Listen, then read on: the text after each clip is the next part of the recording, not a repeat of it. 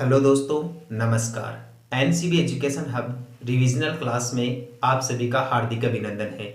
आइए दोस्तों, आज का रिवीजन इस प्रकार है। लोधी वंश 1451 से 1526 ईस्वी तक रहा। लोधी वंश का संस्थापक बहलोल लोधी था, जिसने 1451 ईस्वी में दिल्ली सल्तनत के अधीन लोधी वंश की स्थापना की।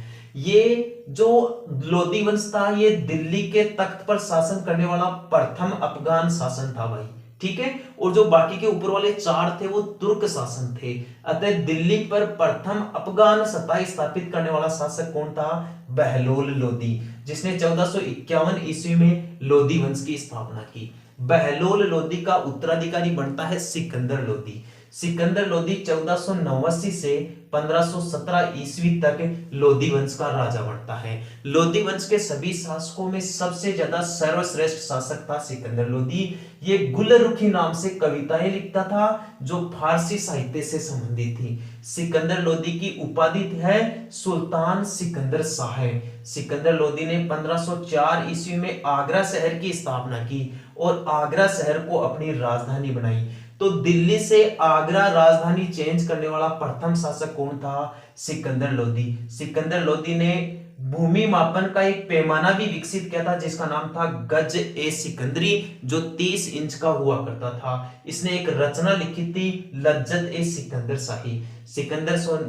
सिकंदर लोधी ने हिंदू मंदिरों को तुड़वाकर उनके स्थान पर मस्जिदें बनवाई। इसने हिंदुओं पर जजिया कर लगाया। इसकी मृत्यु 21 नवंबर 1517 ईस्वी को हुई। इसने मुसलमानों के ताजिए निकालने पर प्रतिबंध लगा दिया। महिलाओं का मस्जिद में प्रवेश करना निषेध कर दिया। सिकंदर लोधी के समकालीन संत था कबीर दास जी। इब्राहिम लोधी 1570 से 1526 ईस्वी में आगरा का शासक बना। यह दिल्ली सल्तनत का अंतिम शासक था। दिल्ली सल्तनत का प्रथम शासक कुतुबुद्दीन ऐबक था, जिसने गुलाम वंश की स्थापना की थी। ठीक है दोस्तों, इब्राहिम लोधी के युद्ध देखिए। इसने खातौड़ी का युद्ध किया, जो बूंदी में है। इब्राहिम लोधी और महाराणा सांगा के बीच में, इसमें सांगा जीत गया, इब्राहिम लोधी असफल हुआ। इसने दूसरी लड़ाई बाड़ी के युद्ध की लड़ी, जो धौलपुर में है। इसमें भी राणा सांगा जीत गया और इब्राहिम लोधी के दो सेनापति मियां मक्खन और फरमुली हार गए।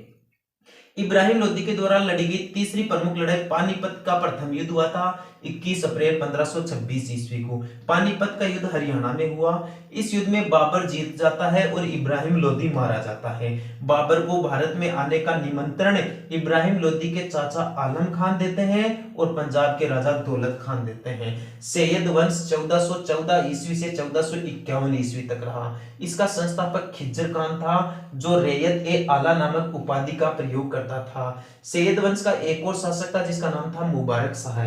इसके शासनकाल में एक प्रसिद्ध किताब लिखी गई थी, तारीख ए मुबारक शाही। इस किताब का लेखक याहया बिन सरहिंदी था भाई।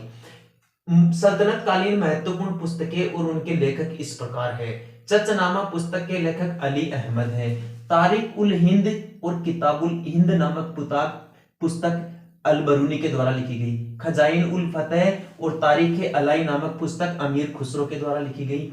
गीत गोविंद, हरि केली, ललित विग्रहराज और प्रसन्न राघव, ये किताबें जयदेव ने लिखी। हमीर मदमर्दन जयसिंह सूरी के द्वारा लिखा गया। मिताक्षरा नामक कानून की किताब विज्ञानेश्वर के द्वारा लिखी गई।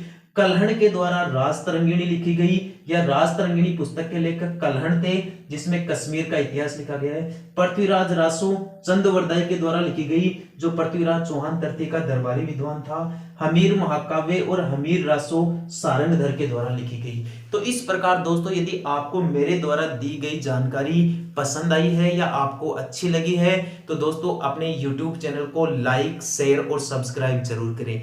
ठीक है दोस्तों, आज के लिए इतना ही। कल फिर मिलेंगे अपने इसी ऑनलाइन प्लेटफॉर्म पर। तब के लिए धन्यवाद।